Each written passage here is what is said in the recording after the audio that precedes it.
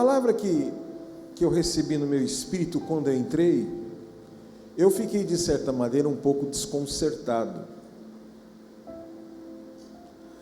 Eu falei, tipo aquela coisa, Senhor, de novo. E Deus está falando que nós estamos vivendo dias de paz na terra. É o tempo da graça, é o tempo da abundância, é o tempo do mover espiritual. Mas guarda o que eu vou te falar agora. Esse tempo vai acabar.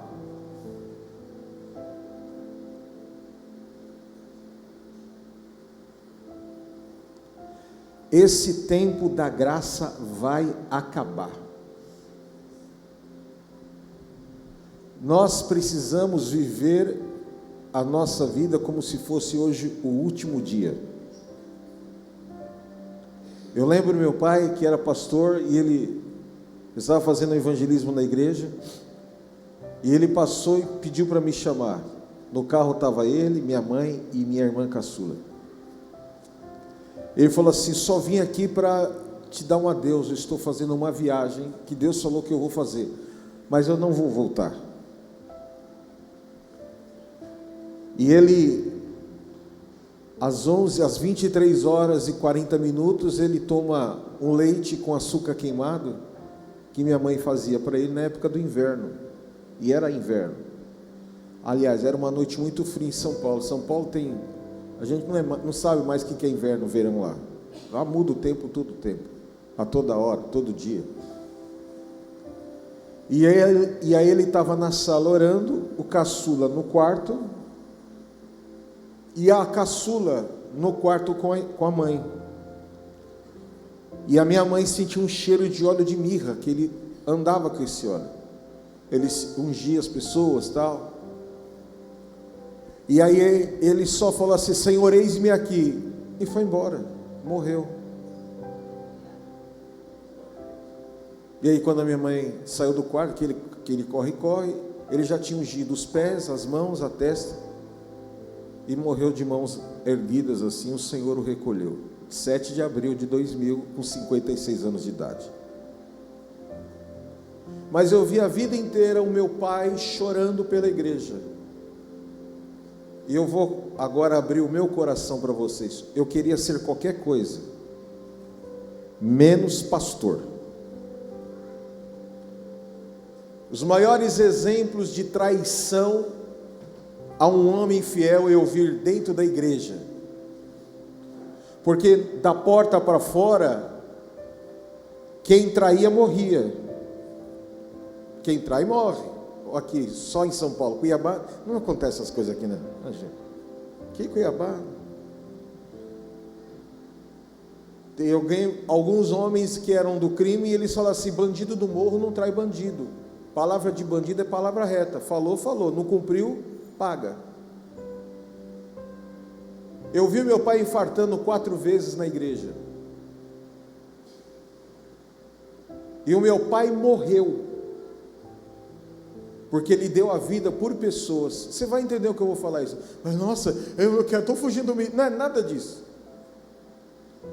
Porque Deus dava para ele palavras, revelações, oferecia Jesus para as pessoas, a palavra da verdade, e as pessoas desprezavam. Muitos desses, de 2000 para cá, nem vivos estão mais. A pandemia levou assim quase todos. E Deus falou comigo hoje fortemente, diga ao povo que eu estou para voltar. Diga à igreja de Cuiabá, diga a eles, eu estou para voltar. Você pode hoje fechar os olhos para dormir e acordar amanhã em qualquer outro lugar. Você pode acordar na eternidade com Cristo ou no inferno. Eu quero hoje trazer uma palavra que vai tremer a tua carne, para você entender que não há opção. Não vivo eu, mas Cristo vive em mim, e ponto. E quando eu entendo isso, tudo muda. Tudo muda. Eu entendo que quando Cristo está para voltar e eu preciso me preparar, o meu nível de entendimento, de batalha, de santificação e de autoridade como igreja aumenta de forma exponencial. Então as coisas que entram na sua casa não vão entrar mais. Amém, amém, amém. Eu moro em apartamento e lá mudou um pai de santo. Irmão, esse vira e mexe tem uns perto de mim assim. E quinta-feira lá na Efraim é o culto da batalha, o culto da vitória. E eu vou como um gatinho, volto como um leão, brabo com o inferno, daquele jeito, irmão. Vocês nunca viram brabo assim pregando contra o inferno? Vocês nunca viram. Mas na Efraim eu consigo, porque lá é minha casa, né? Aqui a gente tem que ter mais cuidado. É igual o filho dos outros, o seu cuidado é dobrado, você tem que ter um zelo maior. Zelar. E todas as vezes que eu chego do culto, parece um negócio que eles chegam juntos. Aí desce o pai de santo e as mulheres que estão pelas filhas. E aí eu chego. Quando eu chego, que eles me olham, eles não descem do carro até eu entrar no elevador e subir. É verdade, irmão. E quando desce, eu chego, já põe na vaga, porque ele não sabe, ele é meio tiozão da suquita. Ele põe o carro lá, eu já entro de rei, já sabe, vai entrar, não pode ir na frente. Amém, glória a Deus, eu vou mesmo, eu vou na frente. E todo mundo no prédio sabe, se tiver algum problema de capeta, chama o pastor de 76 lá que ele resolve o assunto. Pois bem, só esse quebra-gelo. Mas existe uma igreja que Deus não vai levar. E o tema de hoje é: não perca a minha presença na sua caminhada. Êxodo capítulo 33, versículo 16. E eu declaro que nós vamos nos encontrar no céu um dia também. Amém, irmãos? Quem quer ir para o céu aí? Amém? Quem quer ver Jesus voltar? Está amarrado, você vai ver Jesus voltar e você vai ficar. Não. Vai subir junto. Você só vai ver ele voltar e você. Não.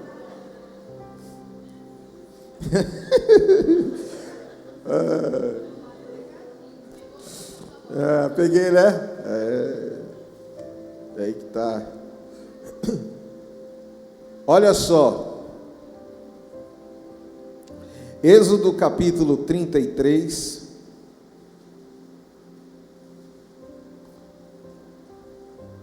Vamos ler, vamos dar aqui uma turbinada aqui. Capítulo 33, de 1 a 3. Diz assim: disse mais o Senhor a Moisés: vai, sobe daqui, tu e o povo que fizeste subir da terra do Egito, para a terra a respeito da qual jurei a Abraão, Isaque e a Jacó, dizendo: o que? A tua descendência a darei. Enviarei um anjo diante de ti, lançarei fora os cananeus, amorreus, heteus, perizeus, heveus e jebuseus. Olha o detalhe do texto do versículo 3. Para uma terra, o quê? Que mana leite e mel, porque eu não subirei no meio de ti. Porquanto és povo de cerviz dura, para que eu não te consuma no meio do caminho. Vamos orar? Eu não sei o que você vai fazer com a sua vida depois dessa palavra. Porque hoje Deus vai falar assim: vamos zerar o game? Vamos resolver tudo hoje? E daqui para frente você vai escolher o que você quer ser, trigo ou joio. E ponto. Ponto. Vamos orar? Está assustado? Só começou, vamos orar. Senhor, em nome de Jesus, te agradeço. A palavra não é para pôr medo. A tua palavra não é para pôr terror, mas é para criar, ó Deus, temor e dependência a Ti. Usa a minha vida e que essa igreja, ó Deus, se abra para o plano pleno e perfeito que o Senhor tem para cada um, como família, como pessoa, como ovelha, como cristã. Pai, em nome de Jesus, usa a minha vida e que o Teu nome seja glorificado, eu te peço em nome de Jesus, amém. Amém? Lemos que Deus se recusa a andar com um povo. Lemos que Deus se recusa a prosseguir com aquele povo, pois eles eram obstinados, teimosos, resistentes, e Deus, até para poupá-los, resolve a não seguir com eles, mas ia mandar somente um anjo para ajudá-los na caminhada. O texto que Deus nos deu hoje fala sobre a honra de pertencer a um povo e ser um povo. E isso ocorre pelo privilégio de Deus estar conosco, o Emanuel. Mas existem lugares que Deus já se apartou, pois viraram uma instituição, viraram uma religião permissiva, viraram não uma casa de Deus, uma casa de oração, e sim um clube social de entretenimento, aonde não há mais arrependimento, confronto do erro, do pecado, aonde a iniquidade tem se tornado a equidade, aonde o certo é errado e o errado é o certo. E hoje há muitos cristãos, a verdade é que só andam com um anjo ao seu lado pela misericórdia divina, porque Deus deu uma palavra, Ele não volta atrás com a sua palavra, por causa de uma promessa divina, pois Deus deixa de segui-los, de estar com eles, porque optaram pelos seus próprios caminhos, por um coração endurecido, obstinado, duros e teimosos. Não usufruem, novamente eu digo, de Emanuel, Deus conosco. Perderam o foco e só se importam com a bênção e não honram com o seu coração, com a sua vida, e não dignificam aquele que é o abençoador. Ou seja, seguem alheios a Deus, tomado por suas durezas de coração. Famosa frase: na minha vida mando eu, mas na hora que aperta, corre na igreja para fazer uma campanha de oração. Vemos hoje que existe uma identidade de uma igreja anti-igreja dentro da igreja. Existe um povo que é o joio que Deus vai separar. Existe uma classe de pessoas que se dizem cristãos, que hoje Deus vai descortinar e você vai decidir que lado você quer ficar. Vemos que eles tinham um arquétipo, havia uma identidade sobre eles, havia um comportamento, havia uma maneira de ser. Quem eram eles? E olha só, os crentes que da época que serviam a Deus, da época de Moisés, não eram como nós nesse tempo, que nós ouvimos a palavra, uma direção e a gente obedece e o milagre acontece. Lá não, eles viram o anjo da morte no Egito passar e a família deles serem preservadas. Eles estavam no deserto, a roupa não envelheceu, a sandália não desgastou. Eles viram o mar abrir, pão cair dos céus, Deus visitar com as cordonizes e a água sair da rocha. Eles viram Deus matando o exército do Egito com a água que Deus, o próprio Deus, abriu para eles passarem de pés enxutos. Com todos esses sinais, eles tinham esta personalidade. E quais eram o arquétipo, os posicionamentos, o comportamento? Qual eram os modos operantes desse povo? A primeira, eles eram impacientes e precipitados. Gênesis 32, 1 diz assim: quando o povo viu que Moisés demorava para descer do monte, o povo se reuniu com Arão e lhes disse: levanta-te e faze-nos deuses, Moisés. Arão, melhor dizendo. Eles achavam que Moisés demorava, estavam cansados de esperar. Vira para o teu irmão e fala assim: Deus não demora, Deus está trabalhando. Enquanto eles estavam aqui, presta atenção, reclamando a Arão: cadê Moisés? Cadê Moisés? Moisés largou a gente. Cadê Moisés? Eu oro para o pastor, peço para o pastor orar. Pastor, não vejo nada. Deus fazer mais ou menos assim a história. Eu estou cansado de ir na ágape, eu não vejo nada acontecendo. Era mais ou menos isso. Enquanto eles estavam reclamando de Moisés, Moisés estava na presença do Todo-Poderoso e recebendo as tábuas da lei. Aquilo que era a habilitação da brecha do povo, o diabo sabia que aquilo ia acabar a qualquer momento, porque lá no monte, Deus estava dando a resposta que precisava vir no corpo. Quando nós temos problema do corpo, a agitação vem do corpo. Quando eu digo corpo, igreja, família, casamento, empresa. Quando começar, porque já está saindo uma vitória dos céus para a tua vida. Entenda isso. Eles eram precipitados, impacientes, não sabiam esperar, não entendiam o canal, a condição da paciência. O homem, o ser humano carnal, ele é impaciente, precipitado, incrédulo, não crê que Deus está trabalhando e acaba pecando. Essa é a primeira característica. A segunda característica, eles eram imperativos e arrogantes. 32 de Êxodo, capítulo 32, versículo 1, parte B. Como nós lemos já: levanta-te e faze-nos deuses. Faze-nos deuses que vão adiante de nós. Quem eram esses? A arrogância, o jeito imperativo, é aqueles que eram de dar ordens, de dar direções. Se viram para Arão, o sacerdote, e ordena que ele faça deuses.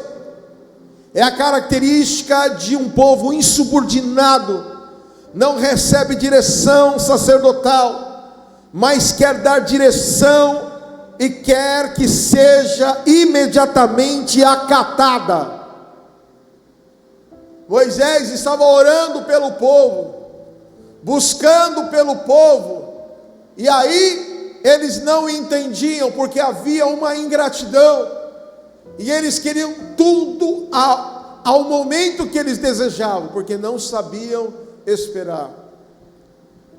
A terceira característica, eles eram desleais e levianos em suas relações. Capítulo 32, agora a parte C. Essa aqui é a que mais dói, desse versículo. Pois quanto a este Moisés, o homem que nos tirou da terra do Egito, não sabemos o que lhe aconteceu.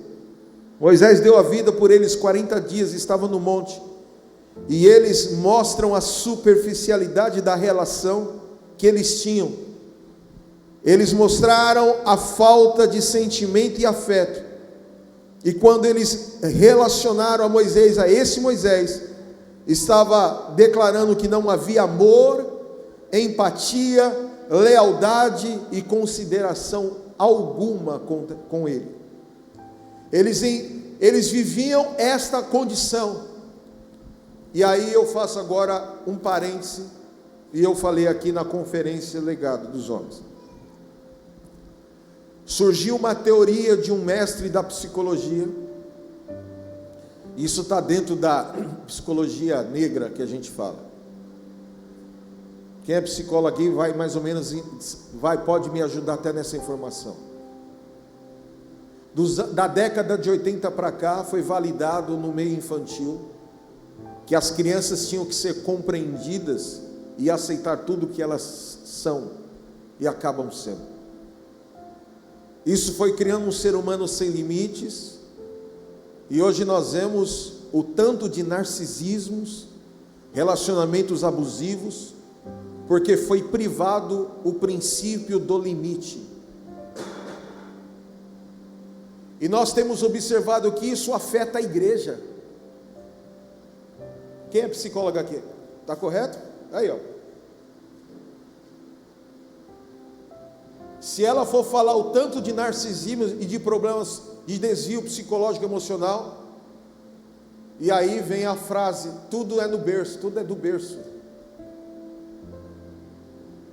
Então você imagina uma nação, 40 anos, décadas, 500 e poucos anos no Egito, cultura judaica nenhuma, hebreia nenhuma, a única cultura que quer comer, vai trabalhar, chibata, relacionamento abusivo, morrendo como escravos, o povo gemendo, e aí não tinha contato com o líder da época, que era o faraó, e quando vinha a ordem era só derrota.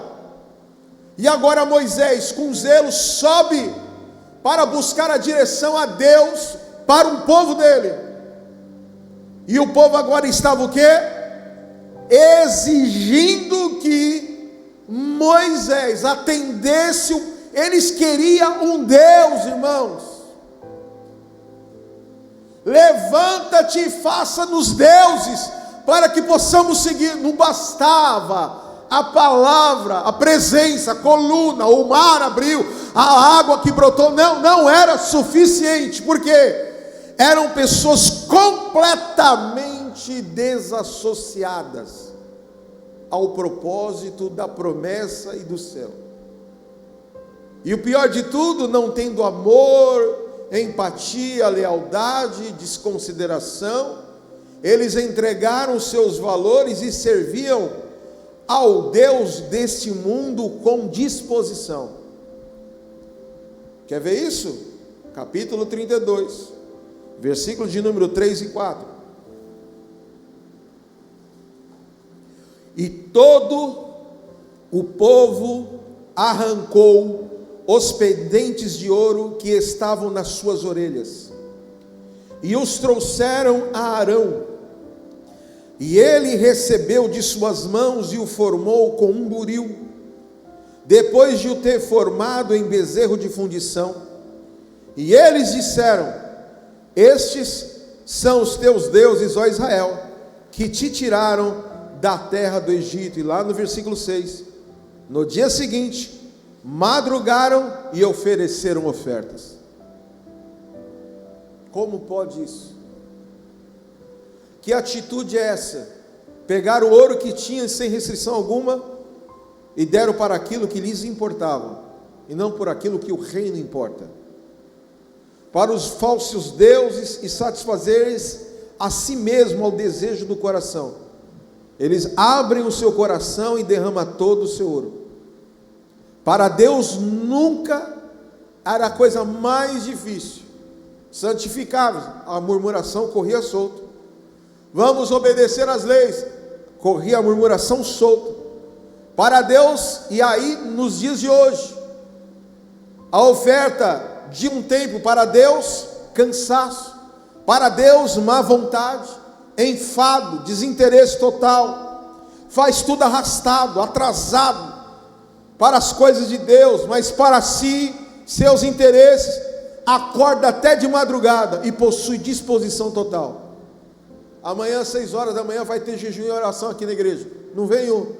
Amanhã vai ter um ônibus aqui e nós vamos para Chapada, e nós vamos passar 4 dias, churrasco, chimarrão, piqui, sertanejo gospel, e não sei o que. Irmão, vai vir gente de um monte de igreja, tem um lugarzinho para mim aí, porque a nossa tendência é para aquilo que a nossa carne já domina, e eu quero repreender hoje da sua vida, em nome de Jesus, isso. Só que aí o que aconteceu? Começou a haver uma decadência nisso. Eles se tornaram tão obstinados, insubordinados, que instigaram a ira e destruição da obra de Deus em suas vidas. Olha aí, capítulo 32, versículo 15 e 16. E Moisés se virou Está lá Moisés no monte, Deus falando com ele face a face. Imagina, irmão, Moisés, nós sentimos a glória e a presença. Agora Moisés estava cara a cara. Você imaginou o que é isso? Alguém aqui já teve a visão de um anjo mesmo, de um anjo? Se abriu o olho e se fosse misericórdia. Já teve? Eu já tive. É esplendoroso. Agora imagina Deus descendo no monte na sua glória, falando com você. Você não aguenta. Quem dá conta? Eu não dou conta. Você dá conta?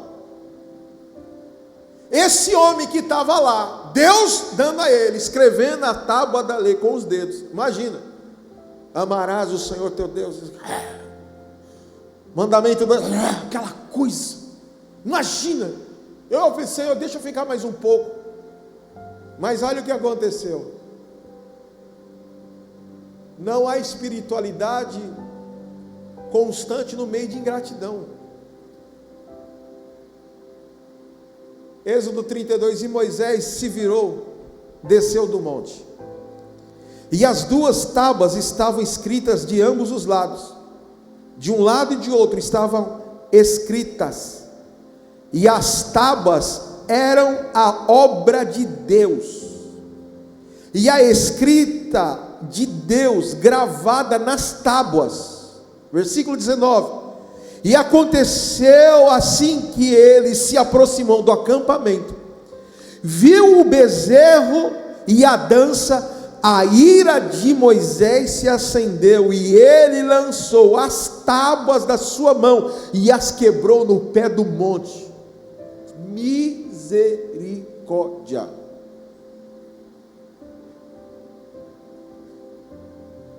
Quando você está no nível de santificação, quando você tem o entendimento do que é ser igreja, o que não é santidade, o que agride o espírito, você não consegue se conter.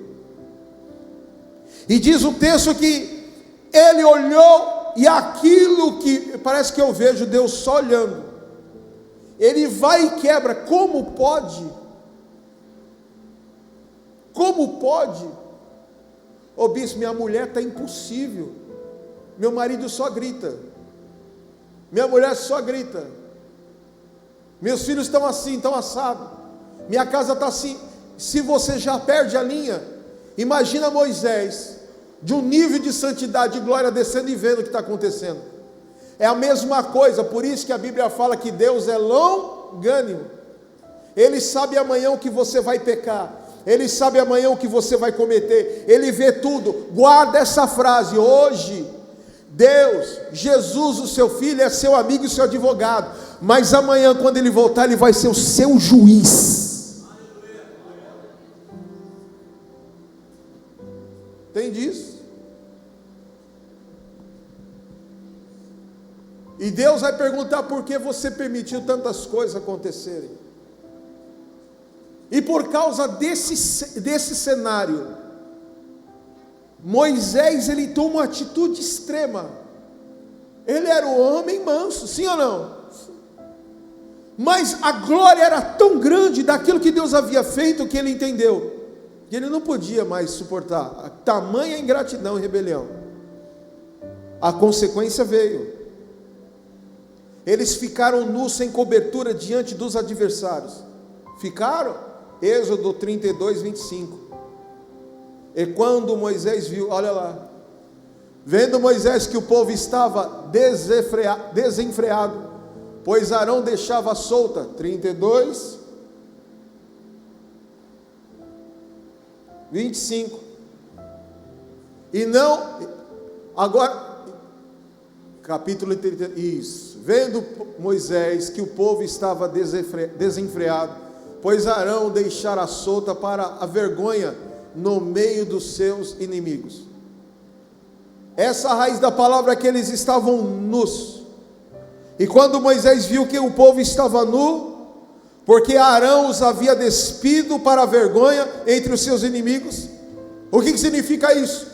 Quando eu recebo um comando do altar, e eu levanto a mão, eu digo amém, mas lá na mesa da minha casa, da sua casa, você faz o tribunal e começa a dizer não, você está saindo debaixo de uma cobertura de uma ordenança. Você fica nu e começa a tomar retaliação. Pode observar que depois que você começou a murmurar contra a sua vida, contra Deus e contra a igreja e contra o trabalho, tudo aquilo que Deus te deu, você começa a enfrentar lutas em níveis de forma drástica, porque nosso diabo está tomando conta da minha vida. Não, é porque veio a direção, veio a palavra, veio aquilo que era o norte de Deus, você questionou, e por isso você saiu debaixo desse envio, debaixo dessa palavra, se desconectou e ficou nu e está vulnerável ao ataque. E aí o texto fala que quem deixa a cobertura e a proteção de Deus fica exposto e se torna presa fácil diante do mundo dos adversários. Eu contei lá na mesa hoje do almoço, lá numa das aldeias da África, o pastor foi lá para fazer um culto e o povo se converteu, mas na hora da libertação ninguém era liberto. E o régulo, que é o feiticeiro, do outro lado dando risada. E aí o régulo começava a tocar os tambores e o pastor quase morrendo.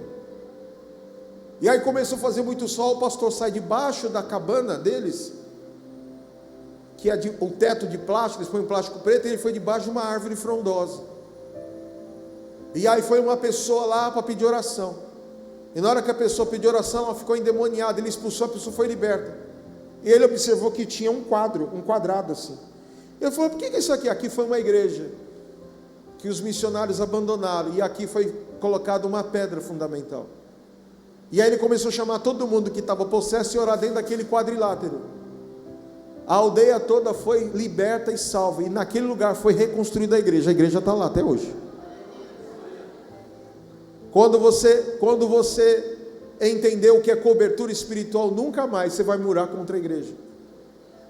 Quando você entender que nos pastores bate primeiro a guerra e filtra para que você tenha paz, as maiores guerras começam neles, vem sobre eles, e eles têm a autoridade de ordenar e expulsar o diabo que está tentando contra a sua vida. Mas quem manda na igreja é o pastor? Sim, você já viu Deus descer aqui para mandar alguma coisa? É Deus que usa os homens para mandar, para pintar, para tudo. Você já viu Deus descer aqui para negociar aluguel? Não. Deus colocou os seus mordomos. Você respeita o patrão que te rouba, você respeita a vizinha que está de olho no seu marido, você admira a digital influencer lá, que é uma prostituta desvairada, mas não respeita um homem de Deus que é casado, fiel à mulher. Que bagunça é essa aí? Que trem doido é esse aí? Então o povo de Israel estava assim, eles estavam deslumbrados, e não sei o que, o Egito faz bezerro, e não sei o que, porque eles queriam um Deus físico. Eles queriam alguma coisa poder apalpar. E eu quero declarar hoje: todo misticismo vai sair da tua casa hoje. Você vai ver a presença do Todo-Poderoso na tua vida, em nome de Jesus.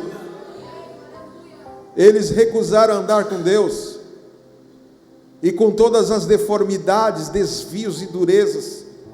Diz lá que quando eles tomam essa atitude e observaram que estavam nus, descobertos, diz que entrou no coração deles um arrependimento. Olha o que diz lá, capítulo 33 agora, versículo 4. E diz, põe lá capítulo 33, vamos para o versículo 4. Ouvindo o povo estas más notícias, pôs a prantear, e nenhum deles vestiu seus atavios. Na hora que eles viram a enrascada furada que entraram, eles começaram agora a observar que agora Deus havia os entregue nas mãos do inimigo. E lá em 2 Coríntios capítulo 7, versículo de número 9 e 10, fala assim: agora folgo, não porque fostes contristados, mas porque os fostes para o arrependimento, pois segundo Deus fostes contristados, para que por nós não sofrêssemos dano em coisa alguma. O que é isso? Deus permitiu o mal vir, Deus permitiu a luta chegar, para produzir em Israel um arrependimento e voltar para os caminhos, para mudar a rota, para não tirar a mão do arado, não olhar para trás, e entender: há um só Deus, há um só Senhor e há um só Salvador.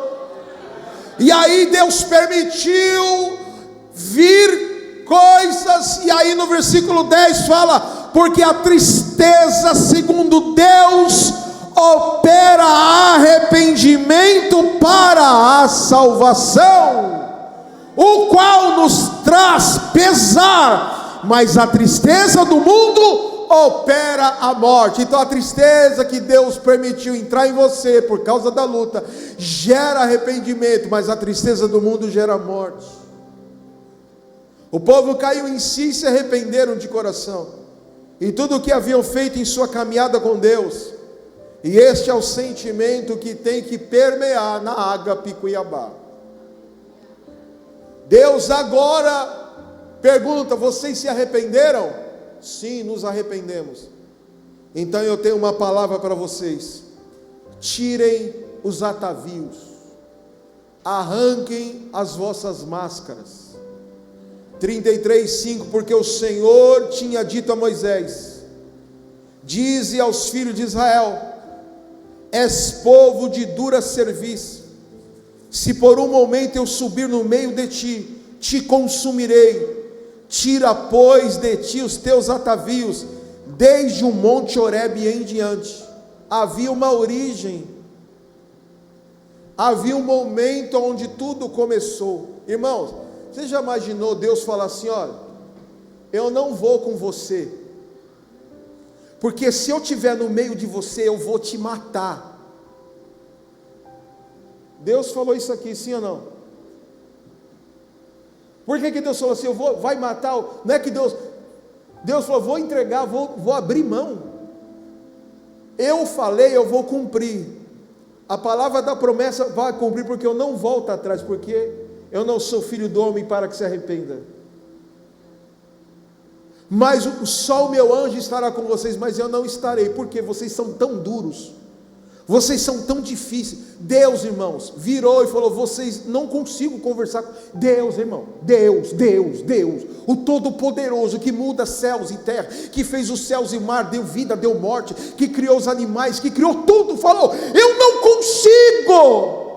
Vocês são obstinados, desobedientes, altivos, donos de si mesmos. Se eu estiver com vocês, vocês vão morrer. Eu não posso estar com vocês. Irmão, isso é para tremer, isso é para se assustar, porque no dia que a trombeta tocar, é o dia do zerar o game. E não adianta nem teu nome eu expulsei, em teu nome eu fui para a Ágape, em teu nome eu fui para a conferência do legado, para a conferência logo, em teu nome eu jejuei. Apartai-vos de mim, porque eu não vos conheço. Parece que Deus é especialista de usar de pessoas que têm dons para mandar para o inferno.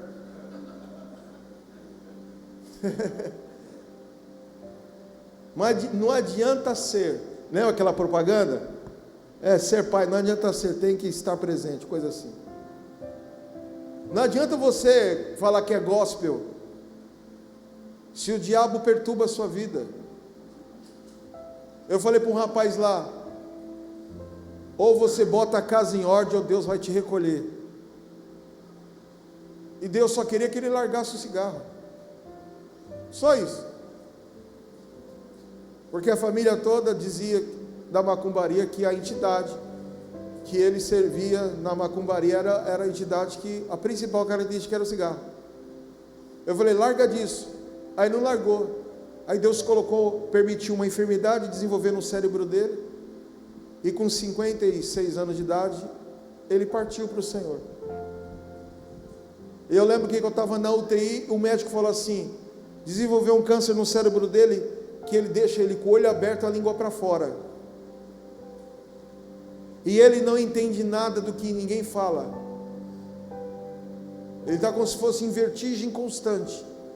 É como se fosse uma labirintite constante, 24 horas. Por isso que ele está amarrado, porque joga ele fora. O quadro dele é horrível. O cara que eu conheci e o cara que eu vi não era ele. Aí eu falei para a doutora, eu falei: a senhora falou que ele não escuta. Quem é você? Eu falei: eu sou o pastor da igreja dele. A família falou que você viria, que a visita hoje era só sua com ele. Depois vem. A senhora falou que ele o quê? Que ele não tem sintoma, não tem reação nenhuma. E eu já estava com a mão cheia de óleo. Aí eu falei assim: posso até? Pode. Aí coloquei a mão na cabeça dele e falei assim: o Gão é o bispo, cara. Ele se mexeu, deu um grito, começou a chorar, a gritar, e vem médico de todo lado, de todo lado, de todo lado. Ele falou: o que aconteceu? Eu falei assim: o Espírito falou ao Espírito, e eu vim encomendar a alma dele, porque eles só entendem assim.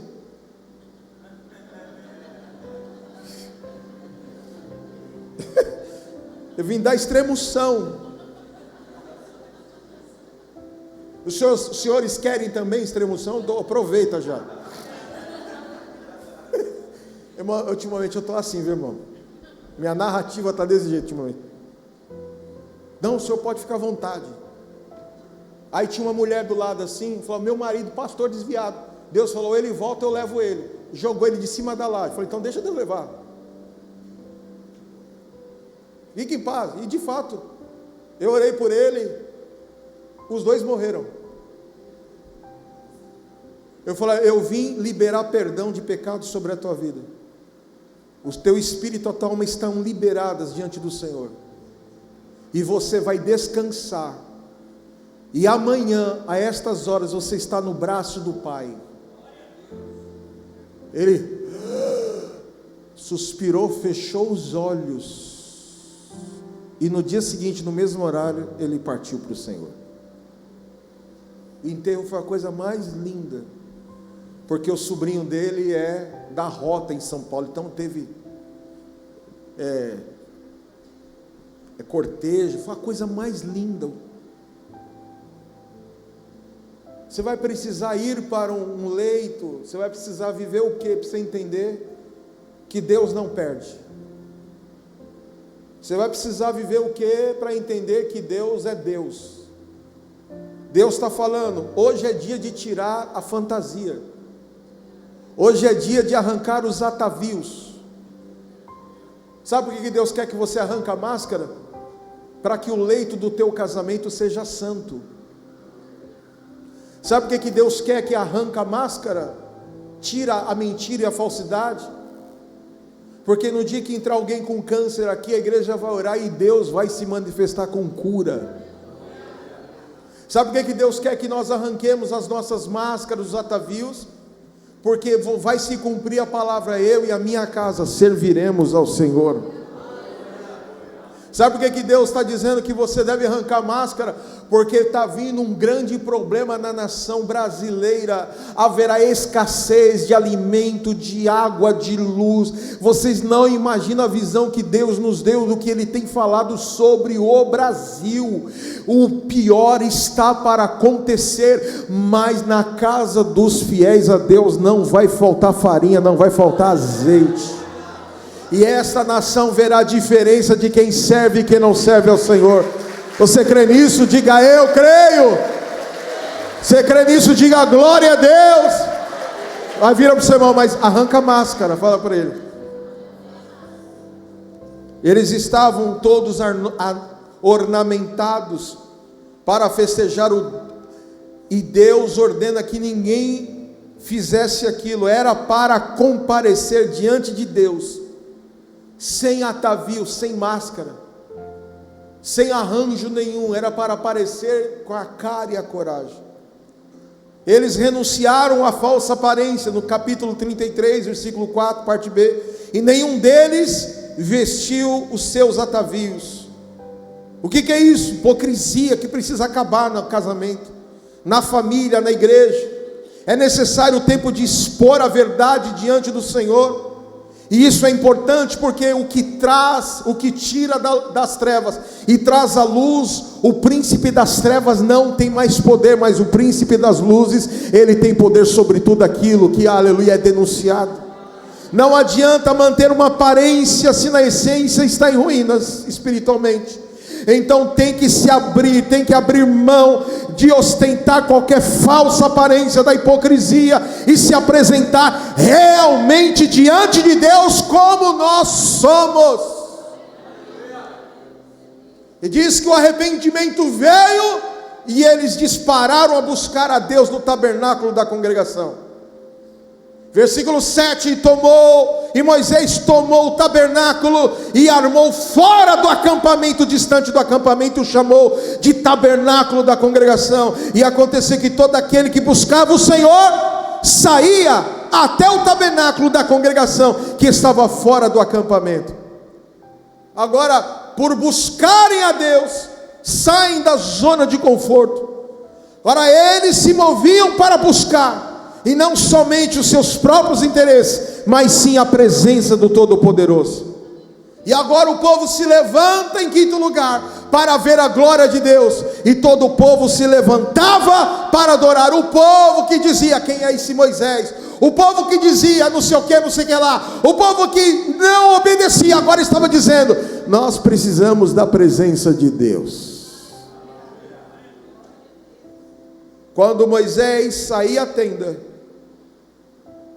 lá no capítulo 33, versículo 8, diz que quando Moisés saía a tenda, levantava-se todo o povo e ficava em pé, cada um na porta da sua tenda, e olhava Moisés pelas costas até entrar ele na tenda. Assim via todo o povo, versículo 10, a coluna de nuvem que estava à porta da tenda, e todo o povo levantando-se adorava, cada um à porta da sua tenda. Levante a sua mão, diga assim: a coluna de fogo está na casa de Deus. Fala: mas a glória chegará na minha tenda. Oh, aleluia, a glória de Deus vai chegar na tua tenda. Se prepare para mudanças radicais na sua tenda. Aleluia. Eles saíam da tenda para murmurar contra Moisés. Eles saíam de suas tendas para confrontar Moisés. Eles saíam das suas tendas para adorar um bezerro de ouro. Agora todos estavam na porta de suas tendas, olhando para o tabernáculo principal e vendo a glória de Deus, e a glória de Deus estava no tabernáculo e dentro da tenda. Aleluia! E eu declaro sobre a tua vida hoje: está chegando a presença de Deus na sua tenda hoje. Está chegando, e a presença vai tirar a confusão, vai tirar, aleluia, a divisão, vai tirar a miséria, vai tirar a pornografia, vai tirar o adultério, vai tirar o TikTok maligno, vai tirar o tigrinho lá na tua tenda. A presença de Deus está chegando na tua tenda.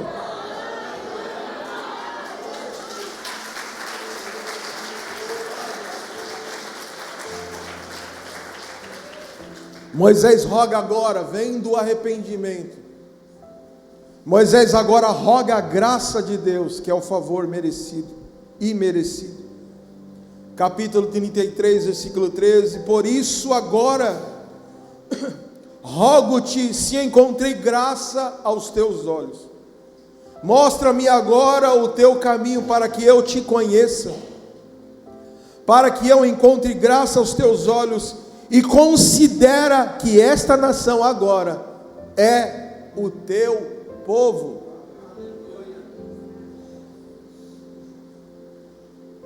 A oração de Moisés só mudou a sorte das tendas do povo de Israel quando houve arrependimento. A oração de Moisés só atingiu o território da casa quando o povo se arrependeu e tirou a máscara E a confissão perfeita e sábia é declarada, que lá no versículo 15 ele fala: se tua presença não for comigo, não nos faça subir daqui, porque Moisés entendeu que se ele tivesse no meio do povo, ele ia morrer também. Mas olha o que é o coração de um pastor. Irmão, tem coisa que eu não entendo, sinceramente. Havia confusão na Arraial, divisão na Arraial. Deus desce na Arraial a Moisés e fala assim: Moisés, é o seguinte, eu já provei, eu já falei, eu já fiz, eu vou descer, eu vou matar esses feiticeiros aí. Aí Moisés falou assim: não faça isso não, pelo amor de Deus. Olha o coração de um pastor: não faça isso não, Senhor. Então tá bom, não vou matar todos, mas você vai fazer o seguinte, fala lá, quem é por Deus e quem é por Coré. E quando eles escolherem que lado eles querem ficar, eles vão escolher. Você separa. Aí diz lá que assim Deus fez, separou. E aí Deus veio e fez o quê? Abriu a terra, engoliu e matou. Resolveu o assunto ali. E eles viram que foi Deus, que Moisés, eles viram que foi Deus que fez, que Moisés lutou, batalhou, entrou na brecha, buscou. 2 dias depois, você, Moisés, foi o culpado de ter matado o povo.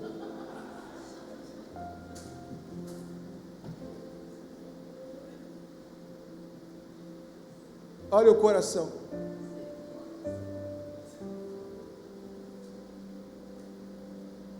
E o negócio era tão brabo que ele perdeu a paciência. Primeiro ele fez o quê? Quebrou as tábuas. Mas a segunda ele feriu a rocha. E por ele ter ferido a rocha, Deus falou assim: vai, sobe lá no, acho que é Monte Ebal, sobe lá e vê a terra lá de longe. Está vendo ali? Porque você murmurou e não confiou, você não vai entrar. Eu disse aqui hoje, na conferência dos homens, que o filho de Jonatas, o nome dele é Mefibosete. Jerubal, Mefibosete. Mefibosete nasceu, mas foi para a mão de uma pessoa que cuidou. Não vou dizer que não cuidou, cuidou. Mas em determinado momento ele cai e quebra os pés. E essa criança cresceu com os pés quebrados. Mas o favor de Deus não deixou de estar sobre ele, porque ele sentou na mesa de Davi. Teve uma porção sobre a terra, mas os pés quebraram. E ele não foi mais perfeito. Deus te deu um casamento chamado Mefibosete. Deus te deu uma esposa, com todo respeito, não vai falar que é Mefibosete. Deus te deu um marido, um Mefibosete. Deus te deu um filho, um Mefibosete. E você não entendeu a maturidade que você tem que ter com aquilo que é a promessa de Deus sobre a tua vida. E é por isso que você vive quebrado, tendo dificuldade, patinando, e as coisas não acontecem. O Senhor hoje está dizendo: arranca a máscara, se arrependa, fique em paz. Não precisa vir ao tabernáculo para sentir a presença, você vai sentir a presença lá na tua tenda. E eu vou começar a mudar, e eu quero declarar: o que você não viveu de bênção no ano de 2025, se prepara, 26 vai ser o ano da tua vida. E aí ele fala: se a tua presença não for comigo, eu não irei. Era um entendimento pleno, e não adiantava ter a bênção se não tivesse o abençoador junto. Precisava Deus estar pessoalmente. Lá no versículo 17, parte A: e o Senhor disse a Moisés: farei isso que disseste, pois encontraste graça aos meus olhos. Oh, aleluia! Olha o resultado de um arrependimento. Olha o resultado de chamar Deus para a sua tenda, para a sua vida. eu vejo graça aos meus olhos. E aí Moisés fala no versículo 17, aleluia, 17: suplico-te, Senhor, mostra-me a tua glória. E eu quero declarar hoje: a glória de Deus vai descer na sua casa. Fica de pé agora, aleluia. Oh, aleluia.